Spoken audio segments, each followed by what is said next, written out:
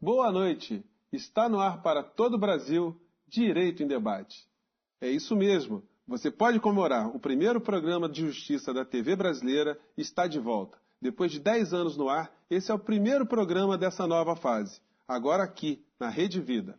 E o nosso tema de hoje é o combate ao crime organizado. Veja quem são os nossos convidados. O Dr. Wadir Damush, ele que é o presidente da OAB Seção Rio de Janeiro, e o deputado estadual Marcelo Freixo, do PSOL aqui do Rio de Janeiro.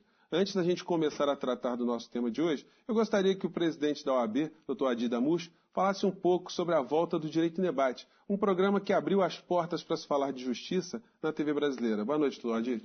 Boa noite, Júnior. Nós estamos muito satisfeitos com a volta do programa e esse novo formato, em que vamos privilegiar um debate mais aprofundado acerca dos temas nacionais, temas que digam respeito à nossa cidade, ao nosso estado, temas que digam respeito à atuação da advocacia como profissão útil à sociedade e à cidadania brasileiras. A OAB fica muito satisfeita. O programa criou-se uma lacuna aqui sem o programa, e agora tenho certeza que, e sobretudo com esse novo formato, que nós vamos chegar ao nosso objetivo, ou seja, proporcionar ao telespectador, ao cidadão brasileiro, debates de alto nível. E a gente convida todos vocês, prezado telespectador, prezados telespectadores, a estarem conosco, porque é muito importante termos um espaço onde a gente leve informações diferentes, onde provoque a crítica, provoque o debate. Mas, voltando ao nosso tema de hoje, combate ao crime organizado, a gente vai assistir agora uma entrevista sobre o assunto com o professor de Ciência Política da UERJ, a Universidade do Estado aqui do Rio de Janeiro, professor Antônio Carlos Peixoto. Confira. Com as UPPs ocorreu, sem dúvida alguma, uma reconfiguração, territorial do crime organizado. Impedidos de usar, o topo das favelas como suas bases operacionais, as quadrilhas responsáveis pelo crime organizado tiveram que descentralizar as suas atividades. Então, cria-se um processo no qual o crime organizado tem que encontrar novos locais, e novos locais que serão preferencialmente, como não pode deixar de ser, no asfalto. Na medida que a imprensa cumpre o seu papel, que é de informar, ela presta um serviço sem dúvida alguma. Agora, na medida que ela extrapola, transformando a notícia num fato espetaculoso, num fato sensacionalista, aí nós vamos caminhando para o desserviço. Então, é por isso que eu acho que existe uma questão, um ponto que é contraditório na relação da mídia com isso. Mas insisto que, de um modo geral, o papel da mídia é positivo, eu não tenho nenhuma dúvida em afirmar isso. Teve, sem dúvida alguma, um impacto muito grande na questão do combate ao crime organizado. Por quê? Porque uma coisa, sem nenhum menosprezo pela função que ele exerce. Uma coisa é matar um PM em um tiroteio. Ele está de armas na mão, ele está numa atividade de repressão direta. Outra coisa é atacar o aparelho de Estado e matar uma juíza. Aí as coisas mudam de figura. Aí o judiciário como um todo se sente atingido e ele vai ter que reagir. O deputado Marcelo Freixo, as suas considerações. Boa noite, Júnior. Boa noite, Wadir. Olha, eu concordo bastante com a fala do professor Peixoto no que diz respeito aos 3 temas ali abordados. Eu só acho que quando nós vamos tentar entender o papel das UPPs no Rio de Janeiro, e ele é central para a gente entender o Rio de Janeiro, e aí não vale para outros lugares do Brasil, por mais que em várias regiões isso esteja sendo discutido, Eu sempre defendi o princípio do policiamento comunitário, a ideia da polícia que se aproxima para a defesa daquela comunidade. As UPPs, elas representam uma aposta muito forte do governo, o que determinou a eleição, inclusive, do governador no primeiro turno, foi decisivo aqui no Rio de Janeiro. É o grande debate da segurança pública, mas não dá conta de todo o debate sobre o crime organizado, né? Nós temos um papel importante aqui das milícias, por exemplo, que a UPP não se relaciona, porque, afinal de contas, não há nenhuma UPP em área de milícia, né? Então, o debate sobre o crime organizado ele é mais amplo do que hoje a UPP consegue dar conta. E, além disso, se você olhar o mapa das UPPs, ele é um mapa muito revelador, né?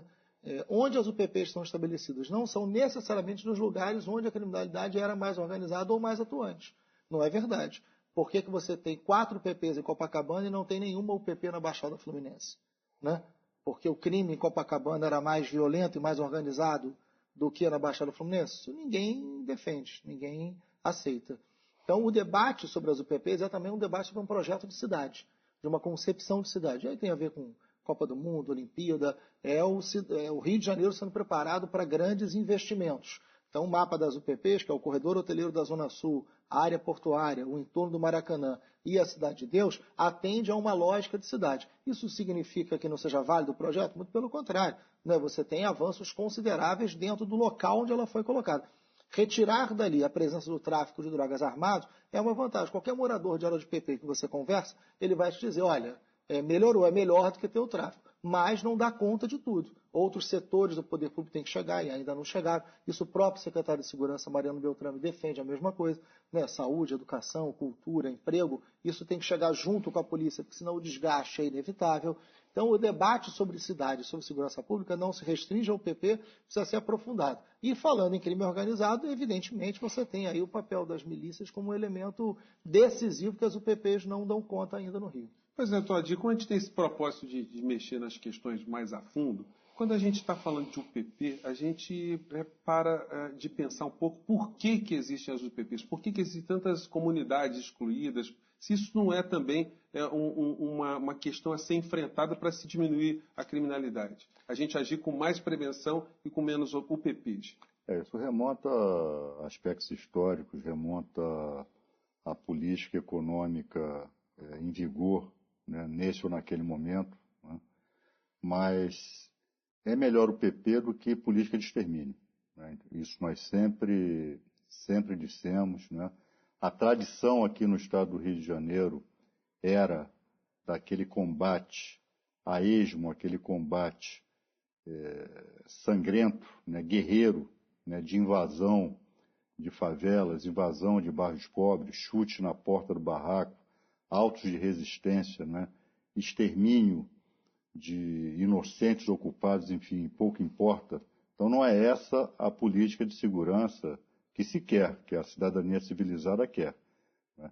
Então a concepção de bairros pobres que tenham a presença efetiva da polícia não como força de ocupação policial, força de ocupação militar, mas força de pacificação social, acompanhada de amplos investimentos sociais, é essa a política de segurança pública que nós queremos. É claro que isso implica, né, em opções políticas, isso implica em reordenamento da política econômica, porque isso exige recursos, né, recursos materiais, recursos humanos. Nós estamos vendo hoje no Rio, afora esses aspectos que o deputado Marcelo Freixo enfatizou e ressaltou aqui, estamos vendo comunidades, favelas, bairros pobres, as com o PP e as sem o PP. As com o PP, né, com uma grande atenção da mídia, né, temos lá, embora não tenhamos ainda o PP no Complexo do Alemão, mas temos lá os teleféricos, né, que saem em matérias da mídia internacional, né? Enquanto isso, não foram resolvidos problemas como saneamento básico, de creche, de escola, de emprego, né?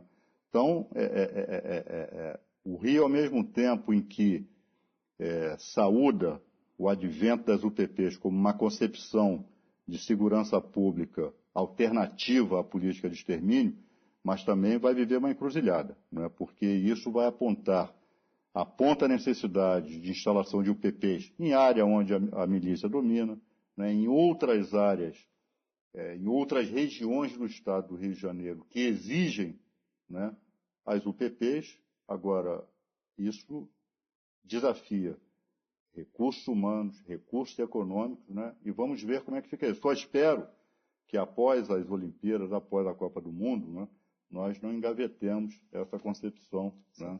Deputado Marcelo Freixo, o professor Antônio Carlos Peixoto, ele abordou a questão da mídia também. Ele manifestou ali uma preocupação da espetacularização dos fatos, né? Na verdade, a mídia tem desenvolvido um papel crítico com relação a essa questão da violência decenal, centenária no Rio de Janeiro?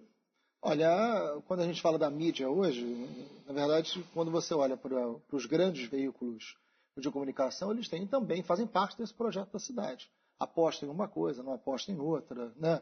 Enfim, fazem parte, tem projeto político também, uma parte dessa mídia. Nós sabemos disso, são grandes empresas de projetos políticos muito claros.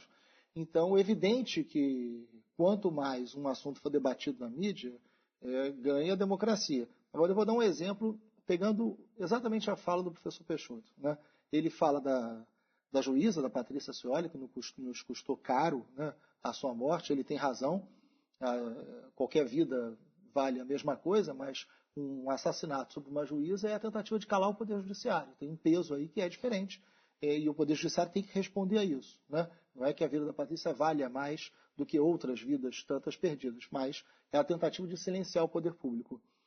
Setores da mídia tentaram desqualificar a vítima, tentaram desqualificar a Patrícia. Eu vou dar um exemplo concreto juntando dois assuntos tratados pelo professor, né?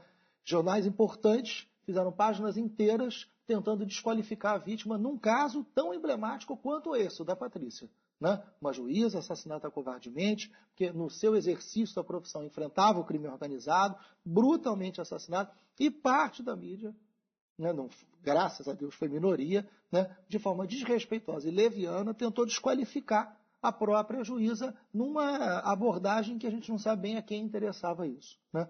Então nós temos um papel fundamental da mídia, por um lado, que é o de estar dando a informação, e por outro também é quando se tem um projeto de poder onde setores dessa mídia estão envolvidos, às vezes viram de serviço, sim.